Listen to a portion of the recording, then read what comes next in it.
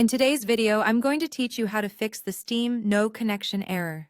Experiencing connection issues with Steam can be frustrating, but with these simple steps, you can get back to your games in no time. Let's jump right into it. First, ensure that your internet speed is working well. This is a crucial step, as a stable internet connection is necessary for Steam to function properly.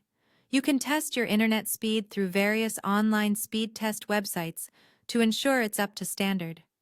If your network checks out and you're still experiencing issues, don't worry, there are more steps you can take. Next, start by opening the Steam app on your computer. Simply click on the Steam icon usually found on your desktop or in your Start menu. Once Steam is up and running, direct your attention to the top left corner of the interface. Click on the Steam option located there. A drop-down menu will appear, offering a list of options. From these, select Settings. Now, within the Settings menu, navigate to the Downloads section. It's here that you'll have the opportunity to clear the cache. Clearing the cache can resolve a number of minor glitches that might be affecting your connection to Steam's servers. It's a quick way to refresh the application's internal processes without affecting your games or personal data. While you're still in this area, another useful step is to change your download region. Sometimes, certain regions may experience temporary disruptions which could affect connectivity. Changing your region to a nearby location could potentially bypass these disruptions and restore your connection to Steam's servers.